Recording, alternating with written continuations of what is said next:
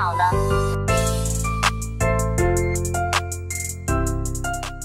Hello， 妹们，大家好 ，Daily Rose Computer မှာကြိုဆိုပါရစေ။ကျွန်တော်ဟမ်မန်နိုင်ပါ။ဒီနေ့ကျွန်တော်သင်ကြားပေးချင်တဲ့သင်ခန်းစာလေးကလုပ်ငန်းခွင်မှာအများကြီးကိုအထောက်အကူဖြစ်စေတဲ့ Microsoft Excel မှာ Checkbox ကိုစနစ်တကျနဲ့ဘယ်လိုမျိုးထည့်သွင်းအသုံးပြုရမလဲဆိုတာလေးကိုသင်ကြားပေးချင်တာဖြစ်ပါတယ်။ဒီသင်ခန်းစာလေးကကျွန်တော်ရဲ့ Excel Special Online Class မှာသင်ကြားရတဲ့သင်ခန်းစာတွေတစ်ခုလည်းပဲဖြစ်ပါတယ်။ကျွန်တော်ဒီမှာဆိုရင်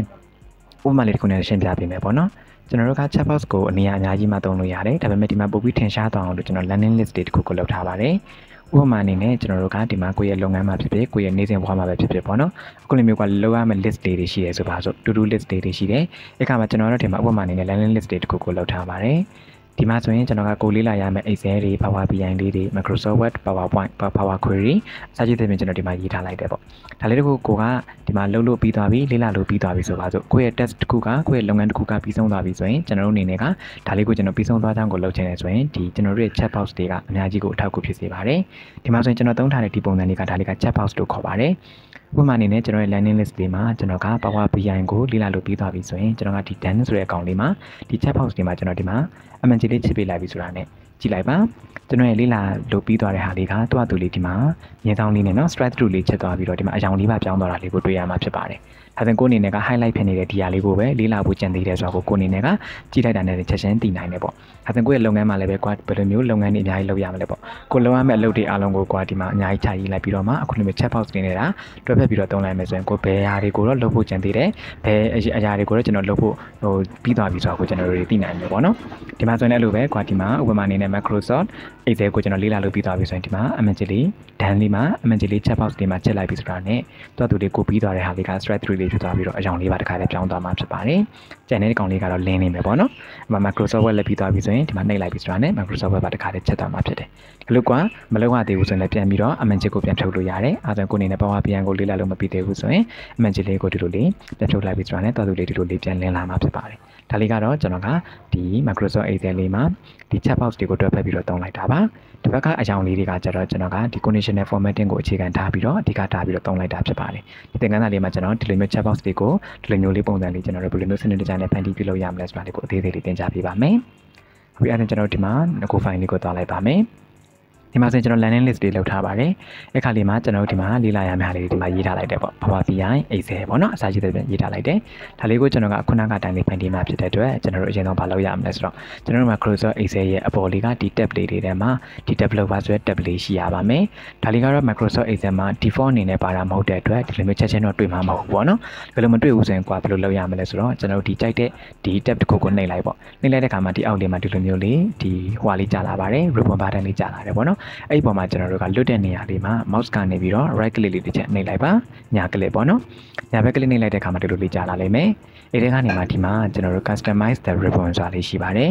ဒီ customize the ribbon ဆိုတာလေးကိုတစ်ချက်လေးနှိပ်လိုက်ပါလုပ်ငန်းခွင်အတွက် Microsoft Excel ကိုအခြေခံကနေစတင်ပြီးတော့အဆင့်မြင့် level ထိစနစ်တကျနဲ့ကျွမ်းကျင်စွာတက်မြောက်နိုင်ဖို့အတွက် Excel Special Online Class လေးကိုတက်ရောက်နိုင်ပါတယ်။ Excel Special Online Class လေးမှာတော့လုပ်ငန်းနယ်ပယ်တိုင်းမှာလိုအပ်တဲ့ Microsoft Excel ရဲ့အခြေခံ feature အသုံးပြုပုံတွေ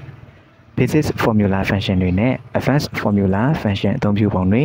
Pivot Table Pivot ချက်တွေကိုတနေရာထဲမှာစုံလင်စွာနဲ့လေ့လာရမှာဖြစ်ပါတယ်။သင်ကြားရမယ့်ပုံစံလေးကတော့ Facebook Private Group နဲ့ Telegram Channel တို့မှာသင်ခန်းစာဗီဒီယိုတွေကိုအစအဆုံးတနေရာထဲမှာစနစ်တကျနဲ့လေ့လာနိုင်မှာဖြစ်ပါတယ်။မူလသင်တန်းကြီး3900ကျပ်ကိုယခုလအတွင်းမှာအထူးသင်တန်းကြီး2000ကျပ်ထက်နဲ့လက်ခံပေးနေတာဖြစ်ပါတယ်။အထူးသင်တန်းကြီးလေးကရက်ကန်သက်လေးတည်းရှိတာမို့အများဆုံးတက်ရောက်ဖို့ကိုဖိတ်ခေါ်အပ်ပါတယ်ခင်ဗျာ။နေ့လက်တဲ့အခါမှာ Excel option ဆိုတဲ့ဒီလိုမျိုးလေး dialog box တွေကြာလာပါလိမ့်မယ်။အခါလေးမှာကျွန်တော်ဒီမှာဒီဘက်လေးမှာ main text ဆိုတာလေးရှိပါတယ်။ဒီ main text ထဲမှာကျွန်တော်ဒီအောက်လေးမှာဒီ developer ဆိုတာလေးရှိပါတယ်။ developer လေးကမိတ်ဆွေရဲ့ဇာတ်ထဲမှာ Microsoft Excel ထဲမှာဒီလိုလေးအမှန်ကြီးလေးပြုံနေမယ်ဆိုရင်အမှန်ကြီးလေးထည့်ပေးလိုက်ပါ။ပြီးပြီဆိုရင်တော့ဒီမှာ okay လေးနှိပ်ပေးလိုက်ပါ။အဲဆိုရင်ကျွန်တော်ရဲ့ဒီအပေါ် tab လေးထဲမှာ developer ဆိုတဲ့ tab လေးရောက်လာပါလိမ့်မယ်။ဒီ developer ဆိုတဲ့ tab လေးတွေကိုဝင်လိုက်ပါ။ဝင်လိုက်ပြီးရင်ကျွန်တော်ဒီမှာ control ဆိုတဲ့ဒီ group လေးထဲမှာဒီမှာ insert ဆိုတာလေးရှိပါတယ်ဒီ insert ရဲ့အောက်ကအများလေးကိုတစ်ချက်လေးနှိပ်လိုက်ပါ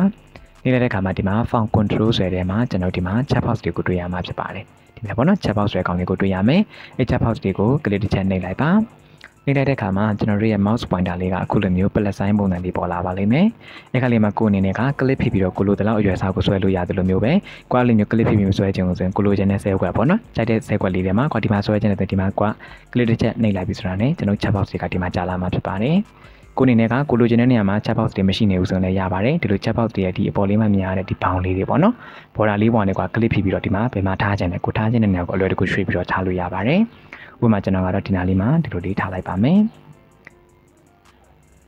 ဒီနားလောက်ဆိုင်ရပြီပေါ့နော်ဒီလိုလေးထားလိုက်မယ်ပြီးသွားပြီဆိုရင်ကိုအနေနဲ့ကဒီမှာသူက checkbox ဆိုပြီးတော့ငကိုစာသားလေးပါတယ်ပေါ့အဲ့စာသားလေးကိုကိုမကြိုက်ဘူးဒီနေရာမှာကျွန်တော်ရေးချင်တဲ့စာလေးကိုရေးချင်တယ်ပေါ့ဥပမာကျွန်တော်ကလုပ်ငန်းပြီးဆုံးသွားပြီဆိုတော့ done ဆိုပြီးကျွန်တော်ရေးချင်တယ်ဆိုပါဆိုဒါနဲ့ကိုဒီမှာ checkbox ရဲ့ရှေ့ဆုံးလေးမှာကျွန်တော်ဒီမှာကစာလေးထားလိုက်တယ်ဒါနဲ့ပြီးတော့ကိုက keyboard ကနေပြီးတော့မှ delete ဆိုတဲ့ခလုတ်လေးနဲ့ဒီမှာကိုစာသားလေးတွေကိုဖြတ်သွားလို့ရပါတယ်အဲ့လိုမဖြတ်ချင်ဘူးဆိုရင်ဘယ်လိုလုပ်လို့ရလဲဆိုတော့ကိုအနေနဲ့ကဒီ checkbox လေးပေါ်မှာ mouse ကနေပြီးတော့ right click တစ်ချက်နှိပ်လိုက်ပါညာဘက်ကလစ်နှိပ်လိုက်တဲ့အခါမှာဒီလိုအများကြီးကြာလာလိမ့်မယ်။ဒီတကနေမှဒီမှာ edit text ဆိုတာလေးရှိပါတယ်။ဒီ edit text လေးကိုတစ်ချက်လေးနှိပ်လိုက်ပါ။နှိပ်လိုက်ပြီးဆိုရင်လည်းပဲကျွန်တော်တို့စာသားလေးရဲ့ရှေ့ဆုံးလေးမှာကာစာလေးရောက်သွားပါလိမ့်မယ်။ဒီခါလေးမှာကိုအနေနဲ့ delete လေးနှိပ်ပြီးတော့မှအားလုံးကိုဖျက်လိုက်လို့ရပါတယ်။ပြီးဆိုရင်ကိုရေးချင်တဲ့စာကိုရိုက်ထည့်မယ်ပေါ့နော်။ကျွန်တော်ကတော့ done ဆိုပြီးရေးချင်တာဆိုတော့ကိုရေးချင်တဲ့စာလေးရိုက်ထည့်လိုက်ပါတယ်။ sorry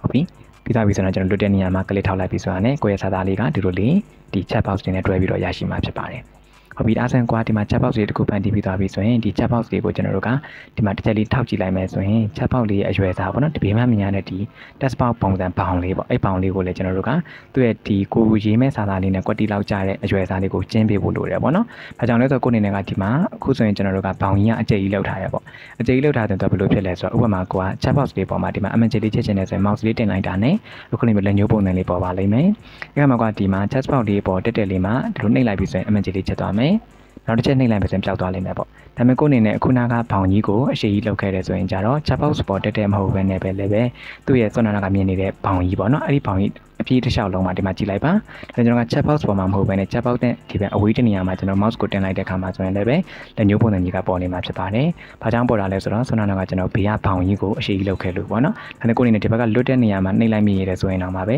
ဒီမှာ dance ဆိုတဲ့ကောင်မှာအမှန်ကြီးဖြစ်သွားမှာဖြစ်ပါတယ်ဒါကြောင့်မလို့ကိုအနေနဲ့ကမလိုတဲ့နေရာလေးကိုနှိပ်မိသွားတဲ့အခါမှာဆိုရင်တော့မှာဒီမှာသွားပြီးတော့အမှန်ကြီးဖြစ်နေမှာဆိုတဲ့အတွက်ကိုအနေနဲ့ဘောင်ကိုလိုအပ်တဲ့လောက်လေးအရွယ်စားလေးထားပေးဖို့လိုတယ်ပေါ့နော်အဲ့တော့ကိုကဒီမှာဘောင်လေးပေါ်မှာ right click နှိပ်လိုက်ပြီးတော့မှဒီမှာကျွန်တော်တို့ဘောင်လေးကိုလိုတဲ့လောက်လေးဒီလိုလေးဆွဲပြီးတော့ကျင်းပေးလိုက်ပါโอเคရပြီပေါ့နော်ပြီးပြီဆိုရင်ကွာဒီ text box တွေတခုကိုဖန်တီးပြီးသွားပြီဆိုရင် checkbox တွေတခုကိုဖန်တီးပြီးသွားပြီဆိုရင်ကျန်တဲ့ကောင်လေးတွေအားလုံးမှာလိုက်ပြီးတော့ထည့်ခြင်းနဲ့အဲဆိုရင်ကွာတခုချင်းစီလိုက်ထည့်ဖို့ကြတော့အချိန်ကြာမှဆိုတဲ့အတွက်ဘယ်လိုလုပ်လို့ရလဲဆိုတော့ကျွန်တော်ဒီမှာတခုဆွဲပြီးသားကောင်လေးပေါ့ဆဲကွက်လေးကိုကလေးထောက်လိုက်ပြီးဆိုရင်ကျွန်တော်ပုံမှန်အတိုင်းလေးပဲဒီမှာညာဘက်အောက်ခြေတောင်လေးပေါ်မှာ mouse လေးကိုတင်လိုက်ပြီးဆိုရင်အပေါင်းလက္ခဏာပုံစံလေးပေါ်လာလိမ့်မယ်အဲကမှာကလစ်ဖြစ်ပြီးတော့ဒီလိုမျိုးလေး face CD လေးဆွဲချလိုက်လို့ရပါတယ်ဒါဆိုရင်ဒီမှာအားလုံးမှာလာပြီးတော့ done ဆိုတဲ့စာသားလေးကပေါ်လာမှာဖြစ်ပါတယ်ပြီးသွားပြီဆိုရင်ကိုအနေနဲ့ကဒီမှာအမှန်ကြီးလေးချက်လိုက်မယ်ဆိုရင်အမှန်ကြီးလေးပြောင်းလာလိမ့်မယ်ပြန်ပြုတ်ချင်တယ်ဆိုရင် checkbox တွေပေါ်မှာနောက်တစ်ချက်နှိပ်လိုက်မယ်ဆိုရင်ပြုတ်သွားမှာဖြစ်ပါတယ်ဟုတ်ပြီအဲဒီတော့ပထမအဆင့်အနေနဲ့ဒီမှာထည့်ပြီးသွားပြီဆိုတော့ဒါလေးကိုကျွန်တော်တို့ကတခုလုပ်ဖို့လိုအပ်တယ်ပါလေးလဲဆိုတော့ကျွန်တော်တို့ကဒီ checkbox တွေကိုသူ့ရဲ့နောက်ကရှိတဲ့ဆဲကွက်နဲ့ကျွန်တော်တို့က link ချိတ်ဆက်ဖို့လိုတယ်ပေါ့နော်ဟုတ်ပြီဒီမှာဆိုရင်ကျွန်တော်တို့ကဥပမာအနေနဲ့ checkbox တွေပေါ်မှာဒီမှာနှိပ်လိုက်ပြီးဆိုတာနဲ့ဒီဘက်ကကောင်လေးကလုပ်ငန်းပြီးသွားကြောင်းလေးကိုပြသိချင်တာဖြစ်တဲ့အတွက်ဒီတိုင်းထားလို့မရဘူးနောက်တစ်ဆင့်ကိုထပ်ပြီးတော့လုပ်ဖို့လိုတယ်ပေါ့အဲဒီကဘယ်လိုလုပ်ရမလဲဆိုတော့လွယ်လွယ်လေးပါဒီ checkbox တွေပေါ်မှာကျွန်တော်တို့က mouse ကနေပြီးတော့ right click တစ်ချက်နှိပ်လိုက်ပါ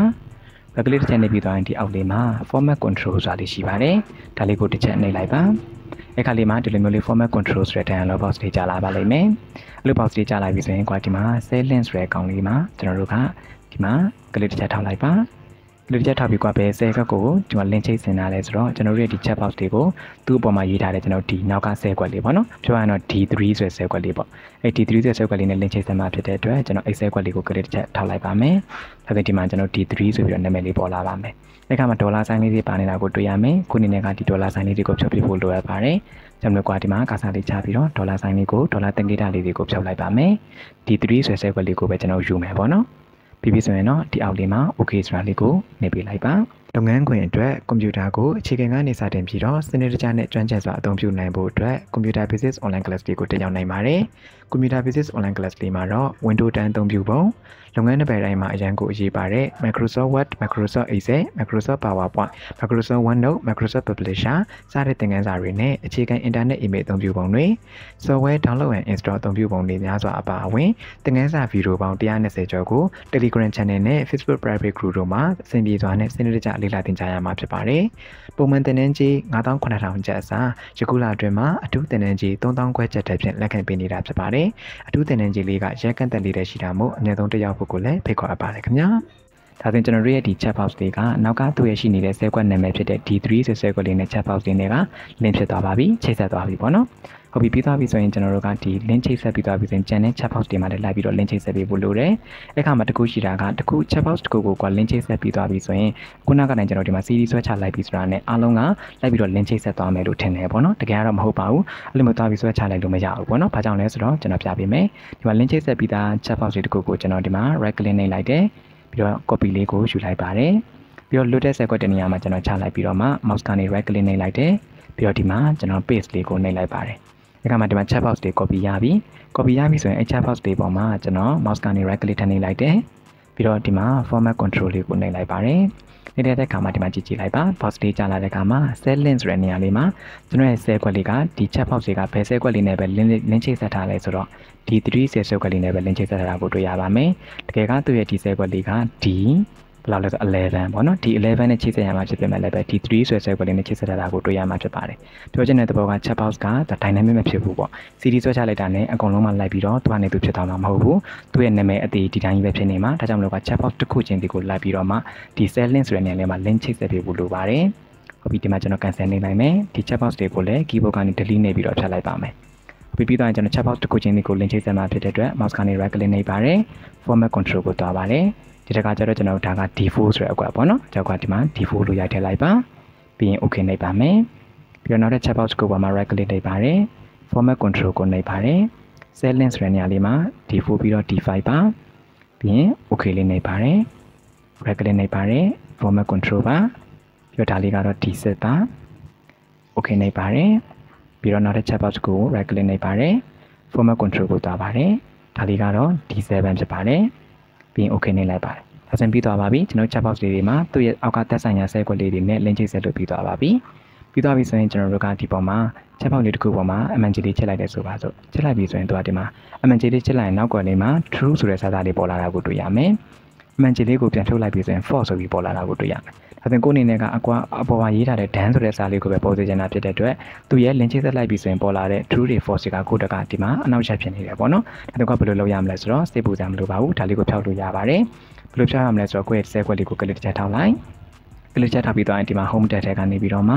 font ဆိုတဲ့ group လေးထဲမှာ font color လေးကိုရှိပါတယ် font color ပေါင်းလေးကိုနှိပ်လိုက်ပြီးတော့မှကျွန်တော်ဒီမှာအဖြူရောင်လေးကိုရွေးပေးလိုက်လို့ရပါတယ်ဒါပေမဲ့ဒီမှာကြည့်လိုက်ပါ MNG လေးနှိပ်လိုက်မယ်ဆိုရင်လည်းပဲ true မပေါ်တော့ဘူး MNG လေးဖြုတ်လိုက်မယ်ဆိုရင် false မပေါ်တော့ဘူးပေါ့ဒီကောင်လေးလည်းအလိုပဲကွာနှိပ်လိုက်ပြီးဆိုရင် true တွေ false တွေပေါ်လာမှာဖြစ်တယ်အဲ့တော့ကွာဒီဆဲကွက်တွေအားလုံးကိုဆက်လက်ပေးလိုက်ပါတယ်ဆက်လက်ပြီးသွားပြီဆိုရင်ဒီ font group တွေကနေမှ font color လေးမှာအဖြူရောင်လေးကိုပြောင်းပေးလိုက်ပြီးဆိုတာနဲ့ပေါ်မှာမဟုတ်တော့ပါဘူးโอเคဒါဆိုရင်ရသွားပြီပေါ့အပြရသွားပြီဆိုရင်နောက်ထပ်တတိယအဆင့်လေးကကျွန်တော်ကိုကဒီမှာ MNG လေးချက်လိုက်ပြီးဆိုတာနဲ့ done ဖြစ်သွားပြီဆိုတာနဲ့ဒီကောင်လေးကပါ straight through လေးဖြစ်သွားပြီးတော့အရောင်လေးတစ်ခါတည်းပြောင်းသွားတာမျိုးလေးလိုချင်တယ်ကိုလုပ်ငန်းပြီးသွားဆိုတာကိုလုပ်ငန်းပြီးဆုံးသွားပြီဆိုတာကိုကိုအနေနဲ့တိတိတတ်တာလေးဖြစ်စေချင်တယ်ပေါ့ဒါဆိုရင်ကိုအနေနဲ့က formatting လေးတွေထည့်ဖို့လိုတယ်အဲ့အတွက်ကိုကဒီမှာဒါလေးတွေကိုဆက်လက်ပေးလိုက်ပါတယ်ဆက်လက်ပေးလိုက်ပြီးသွားပြီဆိုရင်တော့ကျွန်တော်ဒီ home tab ထဲကနေပြီးတော့မှဒီ conditional formatting ကိုသွားပါမယ်ဒီထဲမှာလိုအပ်တဲ့ format တွေကိုချိန်မယ်ပေါ့အဲ့ခါလေးမှာမိတ်ဆွေက Microsoft Excel မှာပါဝင်တဲ့ဒီလိုမျိုး conditional format တွင်းနေတခြားကျွန်တော်ဒီ table လေးနဲ့ပတ်သက်တာလေးတွေပြီးတော့တခြားကျန်တဲ့ဒီ Microsoft Excel မှာလုပ်ငန်းတွေပဲထဲမှာအရေးပါတဲ့ function တွေ feature တွေအားလုံးကိုတနေရာထဲမှာစုံလင်စွာနဲ့သင်ကြားခြင်းနဲ့ဆိုရင်ကျွန်တော်ရဲ့ Excel special online class တွေကိုတက်ရောက်နိုင်ပါတယ်ပုံမှန်သင်တန်းကြီး 4,900 ကျပ်စာယခုလအတွင်းမှာအထူးသင်တန်းကြီး 2,000 ကျပ်တက်ဖြစ်လက်ခံပေးနေတာဖြစ်ပါတယ်အထူးသင်တန်းကြီးလေးကရက်ကတ်တက်လေးနဲ့လက်ခံပေးနေတာဖြစ်တဲ့အတွက်အများဆုံးတရားဖို့ကိုလည်းဖိတ်ခေါ်ပါတယ်ခင်ဗျာသင်တန်းလေးကိုတက်ရောက်ခြင်းနဲ့ဆိုရင်ဒီဗီဒီယိုလေးရဲ့ပေါ်မှာပါတဲ့ phone number လေးကိုဆက်သွယ်လို့ရပါတယ် Deletos Computer ဟန်မင်းနိုင်ဆိုတဲ့ Facebook page Messenger မှာလည်းပဲတင်တဲ့အလို့ရပါတယ်ခင်ဗျာဒီဖုန်းနဲ့မလီရဲ့ Viber နဲ့ Telegram channel တို့မှာလည်းပဲတင်တဲ့အလို့ရပါတယ်ခင်ဗျာပြီးအားဖြင့်ကျွန်တော်တို့ကဒီဆဲကွက်လေးတွေကို data လေးတွေကိုဆက်လက်ပေးလိုက်ပါတယ်ဆက်လက်ပေးလိုက်ပြီးရင် home tab ထဲကနေပြီးတော့မှ conditional formatting လေးကိုတစ်ချက်နှိပ်လိုက်ပါတယ်ပြီးတော့ဒီအောက်လေးမှာ new row ဆိုတာလေးရှိပါတယ်ဒါလေးကိုတစ်ချက်နှိပ်ပါမယ်ဒီလို box လေးပေါ်လာပြီဆိုရင်ကျွန်တော်တို့ကဒီအောက်ဆုံးလေးက use the formula to determine လေးကိုတစ်ချက်လေးနှိပ်လိုက်ပါမယ်နှိပ်လိုက်ပြီးတော့ရင်တော့ဒီမှာ format value ဆိုတဲ့နေရာလေးမှာကျွန်တော်တို့ဒီ box လေးမှာ click တစ်ချက်ထောက်ပါတယ် အတွက်ညီမျှချင်းလေးရေးလိုက်ပါမယ်ပြင်ကွာဘယ်ဟာလေးနဲ့ကွာဒီ formula ကိုရေးမှလဲဆိုတော့ဒီဆဲကွက်လေးပေါ့နော်ဒီ emergency ဒီ checkbox တွေရဲ့ဆဲကွက်လေးပါတက်ကွာဒီ checkbox ထည့်ထားတဲ့ပထမဆုံးဆဲကွက်လေးကိုကလေးတစ်ချက်ထောက်လိုက်ပါမယ်အခါလေးမှာဆဲကွက်လေးရဲ့နာမည်က .d3 ဆိုပြီးတော့ဒီမှာဒေါ်လာစာလေးတွေနဲ့ပေါ်လာပါလိမ့်မယ်အခါလေးမှာကိုအနေနဲ့က dynamic ဖြစ်စေချင်တာဖြစ်တဲ့အတွက်ဒီမှာ3ရဲ့ရှည်လေးကဒေါ်လာစာလေးကိုဖြုတ်လိုက်ပါမယ်ဒီဆိုရဲ column ရဲ့ရှည်လေးကဒီဒေါ်လာစာလေးကိုတော့ထားခဲ့မယ်ပေါ့နော်ဒေါ်လာစာတစ်ခုကိုပဲဖြုတ်လိုက်ပါမယ်ပြီးပြီဆိုရင်တော့ကျွန်တော်ဒီအောက်လေးက format ဆိုတာလေးကိုနှိပ်လိုက်ပါမယ်ကိုဘယ်လို format ထည့်ချင်လဲပေါ့နော် format cell လေးပေါ်လာပြီဆိုရင် font ဒီခေါင်းစဉ်လေးကိုတွားလိုက်ပါပြီးပြီဆိုရင်တော့ color ဆိုတဲ့နေရာလေးမှာဒီဘက်ကညာလေးကိုနှိပ်လိုက်ပြီးတော့ကိုနဲ့တက်တဲ့အရောင်ကိုရွေးလို့ရတယ်ကျွန်တော်ကတော့ဒီထဲကနေမှဒီမှာနည်းနည်းလေး gray ရောင်လေးပေါ့နော် light gray လေးကိုကျွန်တော်ရွေးလိုက်ပါတယ်ဒီလိုရောင်လေးပါပြီးသွားပြီဆိုရင်တော့ဒီမှာ effect ဆိုတဲ့နေရာမှာကွာ strike through လေးကိုအမှန်ကြီးလေးချစ်ပေးလိုက်ပါမယ်ဒါဆိုရင်ဒီမှာ preview နေရာမှာမြင်ရမယ်ကိုရဲ့စာလေးကဒီလို strike through လေးဖြစ်သွားပြီးတော့ gray ရောင်လေးနဲ့မြင်ရမှာဖြစ်ပါတယ်ဒါလေးကိုကွာသဘောကျပြီးသွားပြီဆိုရင်တော့ဒီမှာ okay လေးကိုနှိပ်ပေးလိုက်ပါဒီ box လေးမှာလည်းပဲကွာ okay လေးကိုနှိပ်ပေးလိုက်ပါဒါဆိုရင်ရပါပြီဒီကလေးမှာကိုနေနဲ့ဘာဝပြန်ကိုကွာလေးလာလို့ပြီးသွားပြီဆိုရင်ကိုရဲ့ဒီမှာ checkbox တွေမှာအမှန်ကြီးလေးကွာဒီမှာချစ်ပေးလိုက်ပြီဆိုတာနဲ့ကြည့်လိုက်ပါဒီကလေးနဲ့အလုံငန်းပြီးဆုံးသွားပြီဆိုတာကိုဒီမှာမြင်ရတယ်ပေါ့ဒါဆိုရင်ကွာအကြောင်းလေးလည်းပြောင်းသွားတယ် straight through လည်းဖြစ်သွားပြီဖြစ်တဲ့အတွက်ကိုနေနဲ့ကဒီကျန်တဲ့ဟာတွေနဲ့ကွဲပြားနေတာဖြစ်တဲ့တိတိကျကျထင်ထင်ရှားရှားနဲ့မြင်ရတယ်ပေါ့ဟုတ်ပြီကျန်တဲ့ဟာတွေလည်းအလိုလေးပဲဘာဝပိုင်းမှာပြီးသွားပြီဆိုရင်ဘာဝပွားလေးမှာအမှန်ကြီးလေးချက်လိုက်ပြီဆိုတာနဲ့ဒီမှာလုပ်ငန်းလေးပြီးသွားပြီဆိုတာကိုတိတိကျကျလေးနဲ့မြင်ရမှာဖြစ်ပါတယ်လောကတကယ်လို့ဒီမှာ exam မှာပြီးသွားရင်လည်း exam မှာနေလိုက်ပြီဆိုတာနဲ့ပြန်ပြီးတော့ပြီးသွားမှာဖြစ်ပါတယ်ဟုတ်ပြီဒီကလေးမပြီးသေးဘူးဆိုရင်လည်းအမှန်ကြီးလေးပြန်ပြီးတော့ချုပ်ပေးလိုက်ပြီဆိုတာနဲ့တွားတူလေးဒီမှာပြန်ပြီးတော့စာသားလေးကလင်းလာမှာဖြစ်ပါတယ်ဟုတ်ကဲ့အဲ့ဆိုရင်တော့ကျွန်တော်တို့ဒီမှာဆိုရင် checkbox တွေနဲ့တွဲဖက်ပြီးတော့မှ conditional formatting နဲ့တကွ